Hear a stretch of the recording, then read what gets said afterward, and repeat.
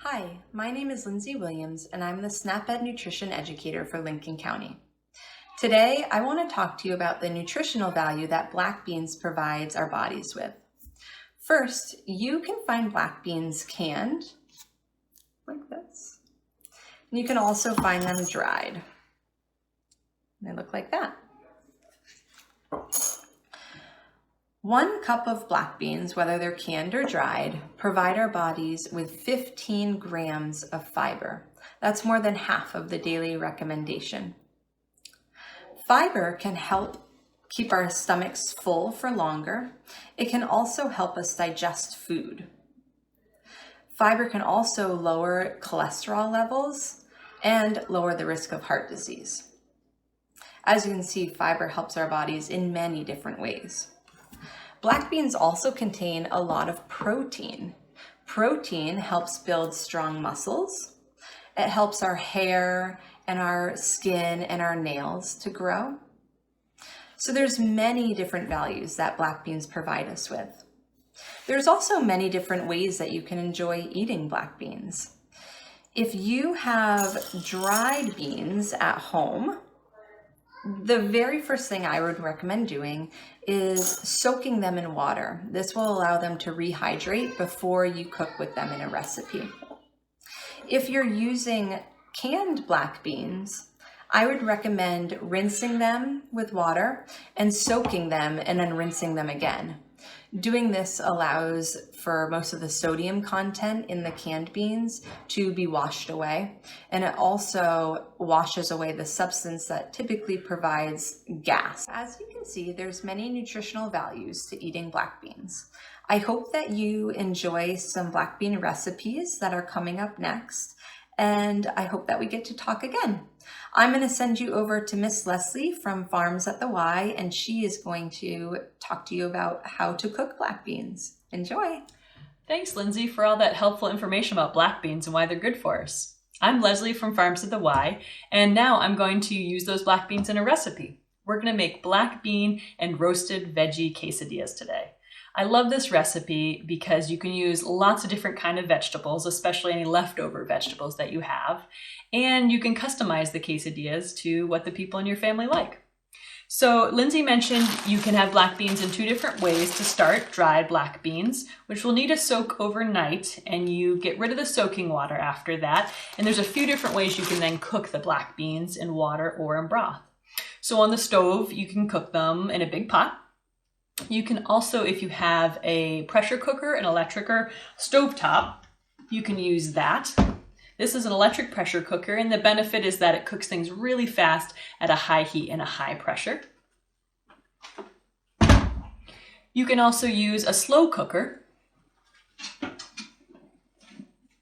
And what's nice is that your stove is not on for a long period of time. You can put the beans on the counter in your slow cooker in water or broth, and they can cook slowly all day. One of the benefits of the slow cooker is you can take off the lid and check them during the day to see if they're done, versus the pressure cooker, you can't take the lid off to check if they're done because of the high pressure. So that's one benefit, especially if you're cooking dried beans for the first time. So we always wash our hands before we get started cooking. I did that, washed my hands for 20 seconds, 2 rounds of the happy birthday song, and I also washed my vegetables. So let's get started with our cutting area. Many of you know who've been in the kitchen that we want to make sure our cutting board is anchored so it's not able to slide around. I have a cloth under my cutting board so it doesn't go anywhere. And let's get started with our onion. So we've got this outer shell on the onion we don't want. I'm going to use my bare claws, so tucking my fingers in, and I'm going to cut off the bottom of the onion and the top of the onion. I'm going to move the food waste off my cutting board just so I have a nice clean space to work. I'm going to tuck my fingers in again and go right down the middle. Now I can take all that papery skin off the onions, and we'll be ready to get started.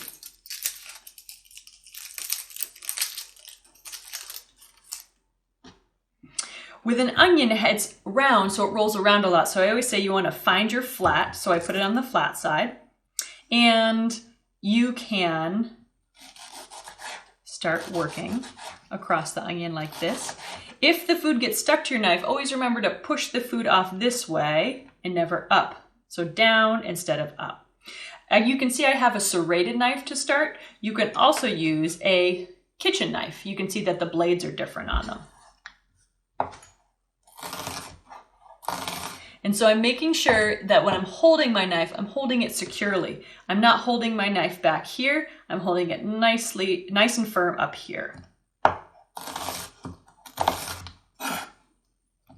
And the onion piece is getting smaller to cut, so I'm actually going to turn it sideways. And that way I have more room for my fingers. And I use that rocking motion. I'm trying to keep the tip always touching the cutting board, and I'm just coming down with the handle, nice and slow. Great, there's our onion. Next, let's do our pepper. So the stem to my pepper already fell off, but I would cut the stem or twist it off my pepper, and I already washed this, and I'm actually gonna put it upside down, and I'm gonna cut around the sides because there's a core to that pepper with seeds that we don't want. I am going to use the serrated knife, the one that has the teeth, just because it cuts through the pepper skin a little easier.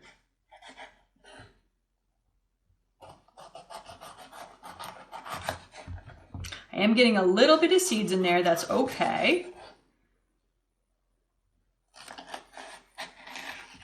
All right, so this is the core of the pepper, and you can see all those beautiful seeds. But we don't want to eat the seeds. So what I like to do is I can kind of tap the back of the pepper and all those seeds come right off. This part as well has lots of seeds. I'm just going to tap that and they'll come right off.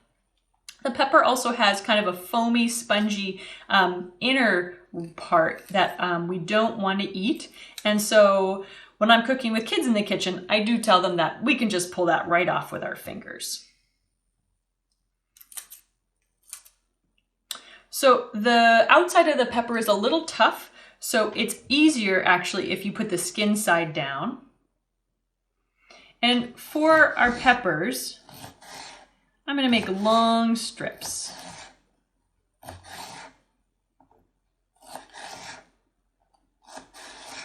And there we go.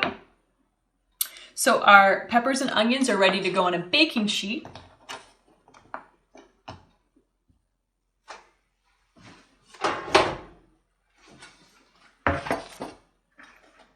So put your peppers and onions right on the baking sheet. We have our oven preheated.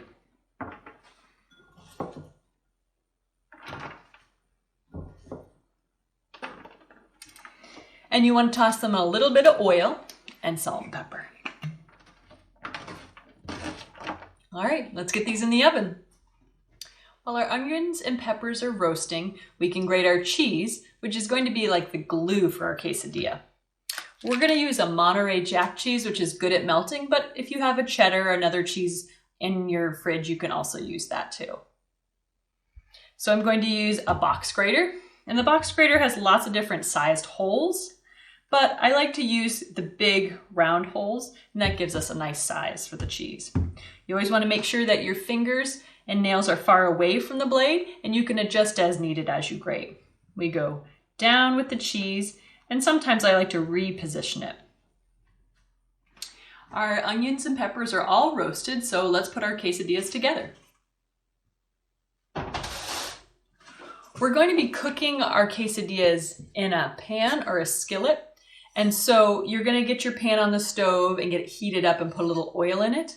And I suggest assembling your quesadillas in the hot pan, because if you were to assemble them on the counter, they might fall apart if trying to get them into the hot pan. So I'm going to just demonstrate with this cold pan how to put them together. So we've got these whole wheat tortillas, and I would set the quesadilla in the pan kind of halfway so that when I'm ready to fold it, I've got lots of room. So we're going to put our grated Monterey Jack down. And as I mentioned before, that's going to be the glue, so it's going to hold it together.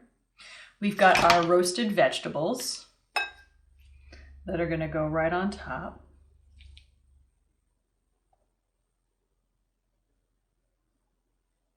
And we've got our black beans.